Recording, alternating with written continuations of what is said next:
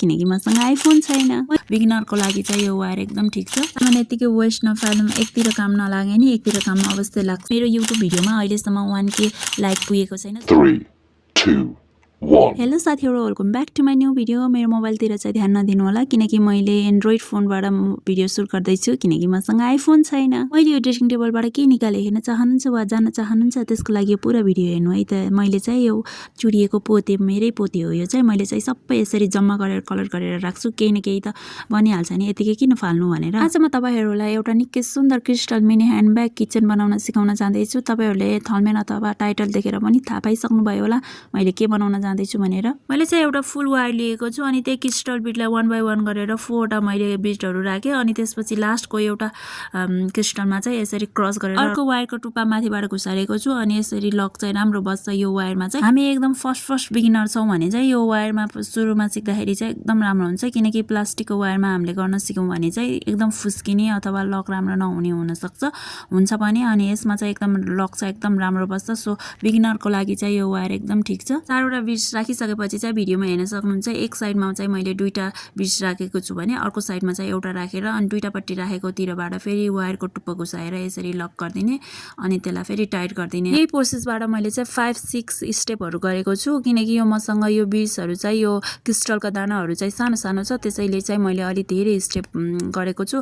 तपाईहरुले चाहिँ अलि ठुलो बिट्स लिएर अलि ठुलो दानाहरु लिएर अलि थोरै स्टेप गर्छु, 4-5 3 अथवा 5 त्यतिमै मैले कम्प्लिट गर्छु भन्न पनि मिल्छ। मेरो चाहिँ मसिनो भएर चाहिँ मैले 5-6 वटै गरेको छु, भिडियोमा हेर्न सक्नुहुन्छ। यसरी 5-6 स्टेप कम्प्लिट गरिसकेपछि चाहिँ लास्टमा तपाईले अब यसको लेन्थ कुन साइडतिर पार्न चाहनुहुन्छ त्यही साइडतिर चाहिँ 3टा बिट्स एउटै वायरमा 3टा बिट्स यसरी राख्ने, भिडियोमा हेर्न सक्नुहुन्छ तपाईहरुले कसरी राख्ने भनेर चाहिँ। सो मेरो आवाज नसुने पनि भिडियो चाहिँ अलि मजाले हेर्नु होला किनकि भिडियो हेर्यो भने चाहिँ आवाज नसुने पनि प्रोसेस एकदम क्लियर गरेर मैले भिडियो सुट गरेको छु। यसरी 3टा बिट्स राखिसकेपछि चाहिँ लास्टको बिचमा चाहिँ अर्को वायरको टुप्पाले यसरी घुमाइदिने बित्तिकै हाम्रो अब कुन साइडमा लेफ्ट राइट कुन साइडमा हामीले लेन्थ बनाउन बढाउन चाहन्छौं त्यही साइड फर्किन्छ।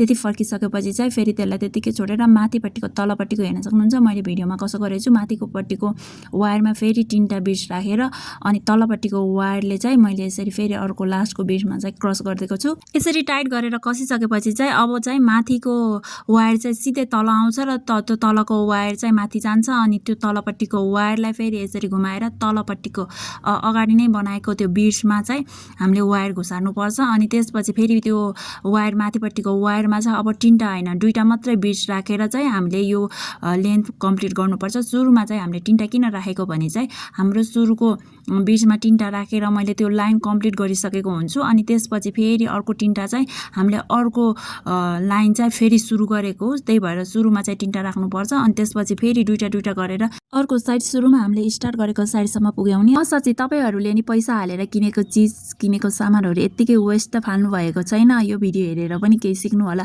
हामीले यतिकै फाल्नु भन्दा त्यसलाई बरु जम्मा गरेर राख्ने अनि पछि केही न केही त अवश्य बन्छ। हेर्नु न, मैले यो पोते किनेर 1 महिना जति त लगाए होला अनि त्यसपछि चुडिहाल्यो अनि चुडेपछि चाहिँ मैले डब्बामा हालेर राखेको थिएँ। त्यही भएर आज मलाई किचन ह्यान्डब्याग भिडियो बनाउन भए पनि काम लाग्यो, हैन भने त यो भिडियो बनाउनकै लागि भए तापनि पनि मैले अरु बिट्सहरु किनेर नै ल्याउनु पर्थ्यो, पैसा नै खर्च गर्नु पर्थ्यो। आज मैले राखेको भएर नै यो काम लाग्यो हैन त। सामान्य यतिकै वेस्ट नफालौँ, एकतिर काम नलागे नि एकतिर काम अवश्य लाग्छ। यति भन्दै फर्स्टको स्टार्टिङमा आइसकेको छु म चाहिँ अनि यसरी लाइन सिधा 4 वटा बिट्सको लाइन हुनुपर्छ अनि त्यसपछि वायरलाई माथिको बिट्समा घुसारेर टाइट गरेर तन्काउने अनि फेरि माथिपट्टिको वायरमा 2टा बिट्स राख्ने अनि त्यसपछि फेरि अर्को वायर घुसारेर अनि यो लेन्थ सेकेन्ड लेन्थ पनि हामीले कम्प्लिट गरेको छु, हेर्न सक्नुहुन्छ। यसरी चाहिँ कम्प्लिट हुन्छ। अब त्यसपछि चाहिँ माथिपट्टिको बिट्समा चाहिँ हामीले 3टा माथिपट्टिको वायरमा चाहिँ हामीले 3टा बिट राख्नुपर्छ, हेर्न सक्नुहुन्छ। अनि त्यसपछि फेरि माथिको बिट्समा अर्को तलपट्टिको वायरलाई चाहिँ घुसार्दिने।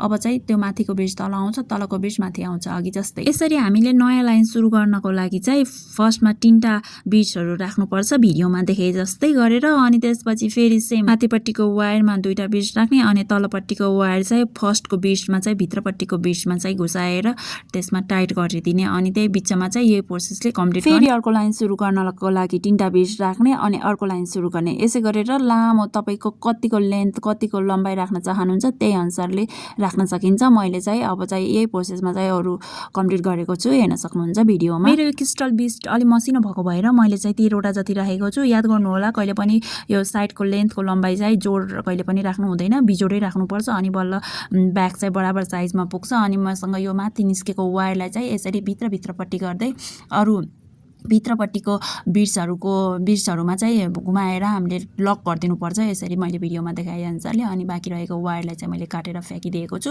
गनेर पनि देखाएको छु। मैले चाहिँ 13 वटा राखेको छु, टक्क 13 वटा राख्यो भने बिजोड 13 वटा मतलब बिजोड राख्यो भने हामी चाहिँ फोल्ड गर्दाखेरि चाहिँ तलपट्टि एउटा बस्छ अनि माथिपट्टि अर्को साइडमा गरेर सुरुमा चाहिँ 3टामा लक हान्नुपर्छ अनि त्यसपछि चाहिँ डबल गरेर लक गर्नुपर्छ।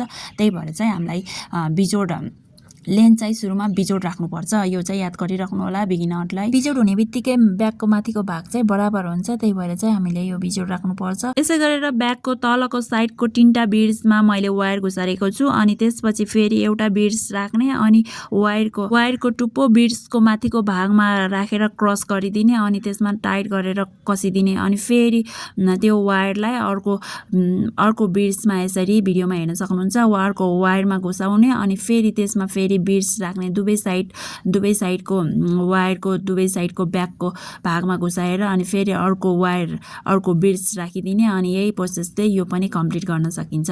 यसरी सबै कम्प्लिट गरिसकेपछि फेरि बाँकी रहेको वायरलाई भित्रको बिड्समा लैजाँदै घुसार्दै अनि त्यसमा लगाएर टाइट गरेर कस्न सकिन्छ अनि बाँकी रहेको वायरलाई काटेर फ्याँकिदिने। यही प्रोसेसले मैले अर्को साइड पनि कम्प्लिट गरेको छु। दुवै साइड कम्प्लिट भइसकेपछि चाहिँ अब रह्यो बाँकी ह्यान्ड ब्याग अथवा मिनी ब्याग भन्ने बित्तिकै फित्ता त बनाउन परिहाल्यो। अब चाहिँ हामी फित्ता बनाउनको लागि चाहिँ फेरि एउटा वायर लिएको छु। मैले ब्यागको डोरी अथवा फित्ता बनाउनको लागि चाहिँ वायरको दुवै साइडमा बिड्सहरु राखेर मैले 2टा फित्ता बनाएको छु। हैन भने हजुरहरुलाई यो 2टा मन पर्दैन एउटा मात्रै बनाउँछु भन्नुहुन्छ भने पनि एउटै बिड्समा 2टा वायर घुसाएर हामीले एउटा मात्रै डोरी पनि बनाउन सकिन्छ। मैले चाहिँ यसरी 5-6 वटा बिड्स सुरुमा राखे अनि त्यसपछि किरिङ झुण्डाएको छु, एउटा मात्रै डोरीमा झुण्डाएको छु। दुईटैमा राख्न खोज्यो भने चाहिँ हाम्रो त्यो फुस्किन पनि सक्छ, त्यही भएर एउटा मात्रै वायरमा चाहिँ मैले किरिङ झुण्डाएको छु, साइडमा झुण्डाएको छु। त्यो पनि बाँकी बिड्सहरु राखेर हामीले यो डोरीलाई कम्प्लिट गर्न सकिन्छ। अनि वायरलाई चाहिँ यसरी फर्स्टको माथिपट्टिको बिड्समा घुसारेर यता र उता र यता गरेर क्रस गर्ने अनि फेरि अघिकै फोर्सेसले भित्रको बिड्सहरुमा चाहिँ वायर घुसार्दै तल लैजाएर टाइट गरेर कसिदिने अनि बाँकी रहेको वायरलाई चाहिँ काटेर फ्याँकेर हाम्रो ब्युटिफुल मिनी किचन ब्याग बनेर चाहिँ रेडी हुन्छ, हेर्न सक्नुहुन्छ। अब लास्टमा म मेरो अडियन्सहरुसँग चाहिँ के रिक्वेस्ट गर्न चाहन्छु भने मेरो युट्युब भिडियोमा अहिलेसम्म 1K लाइक पुगेको छैन। सो यो भिडियोमा 1K लाइक पुग्यो भने चाहिँ म यस्तै सेम प्रोसेसमा सेम डिजाइनमा ठुलो ह्यान्डब्याग पनि बनाएर रेडी गर्नेछु। त्यतिन्जेललाई थ्यांक यू सो मच भन्न चाहन्छु मेरो यो भिडियो पुरा हेरिदिनु भएकोमा र स्वस्थ रहनुस् अनि व्यस्त रहनुस्। धन्यवाद।